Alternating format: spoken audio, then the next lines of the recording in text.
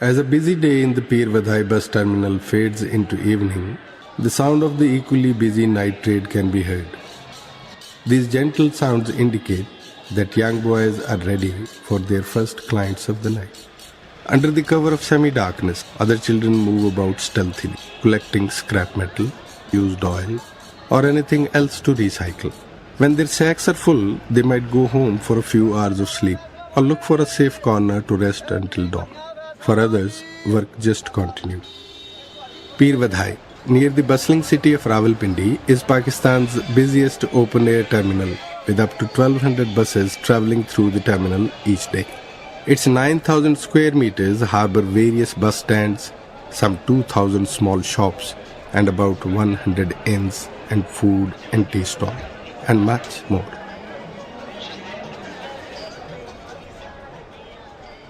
From gambling, drug and human trafficking, smuggling to prostitution, child labor and child abuse, Pir Vadhai is a hub of criminal activity.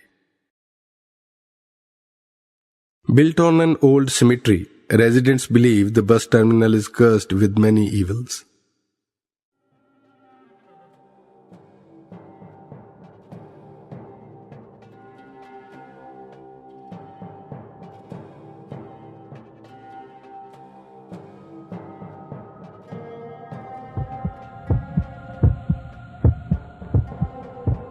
I didn't know anybody here. I was hungry and had no money, so I asked a hotel owner if he had a job for me.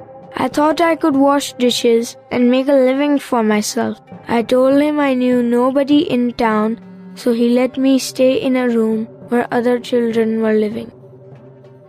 At 15, Jamil was catapulted into a life of prostitution. There is a lot of money involved in this, but for those men, it means nothing because it's all easy money from drugs and arms smuggling. They get the boys, keep them for a while, then they can resell them when they get bored. Of course, once the boy has had one or two owners, he will be resold for less and less money.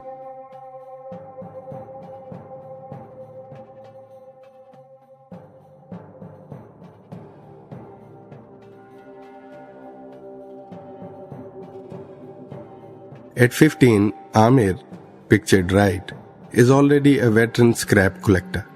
He has worked these dark and dangerous streets since he arrived in Rawalpindi, leaving his family in the village at age 7.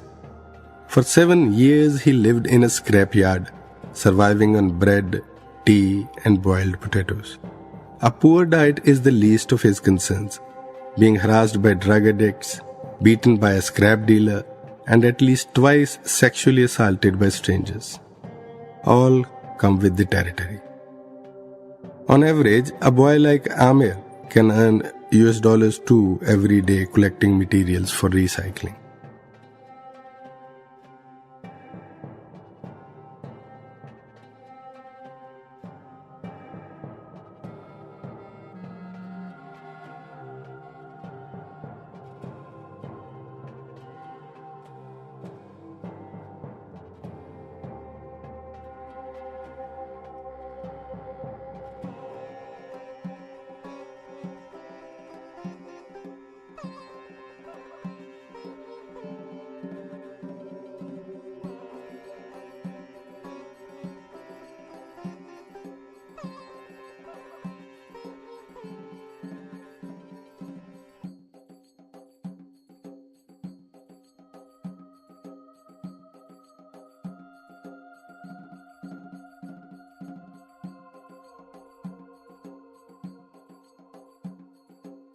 Most of Pir Vadhai's residents are migrants from the impoverished countryside or Afghan refugees.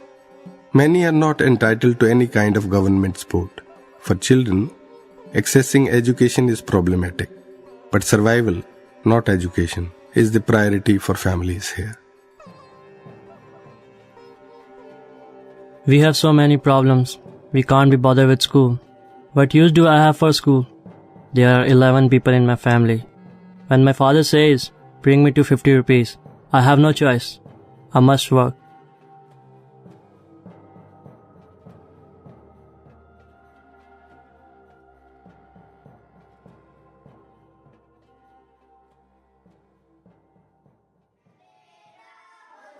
The Manzil Drop-In Center, established by World Vision in 2008, targets children who work in and around Pir Vadhai.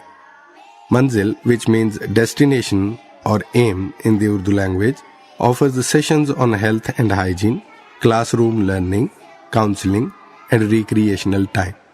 Each activity is designed to give children the tools and opportunities to forge a new future. It's a humble beginning, but for the 350 children engaged at the center and the many more who want to join, it is a beginning, the beginning of a different life. These children are not used to anyone paying attention to their needs or their rights, and that in itself gives them a new perspective on their own self-worth. Many fathers are unemployed, many are drug addicts. There is at least one user in every family, and there is domestic abuse in every household, says World Vision's field coordinator.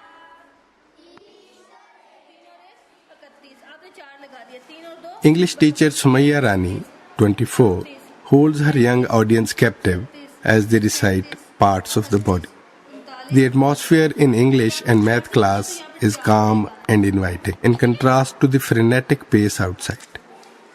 Manzil offers children a respite, an opportunity to relax, to fear less and trust more. But this sense of structure and calm didn't happen overnight.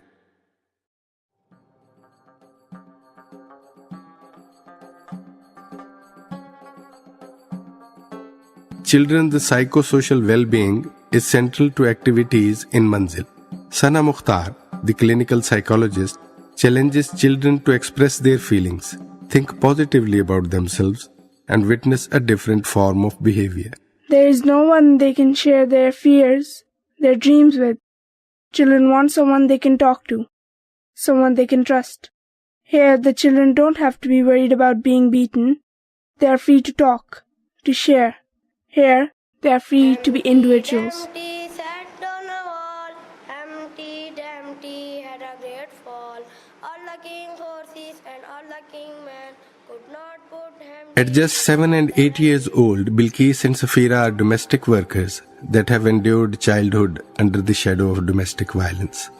At Manzil, the girls have flourished. They were enrolled in a government school with assistance from World Vision for uniforms and school supplies. There is a huge difference in their behavior since they attended the drop-in center. There were so many problems between their parents, and the children were affected by this, especially Bilqis. Now, you can see they are very well behaved and happier, shares their aunt, Shahida.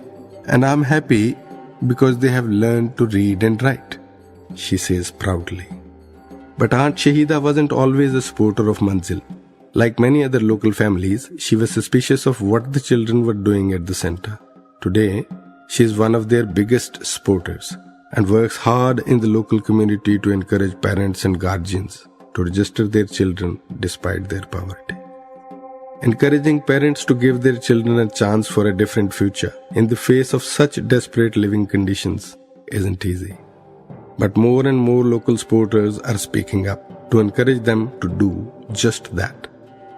I want these children to get education and give them back their future, says Muhammad Shah, a local scrap dealer and community activist. His thoughts are echoed by the local imam, who also campaigns with Manzil for children's rights to be upheld. Each child enrolled helps to change their world, yet bureaucracy, poverty, and ignorance conspire to prevent children's access to schooling and meaningful employment. Thousands are at risk of spending the rest of their lives trapped in fear and misery.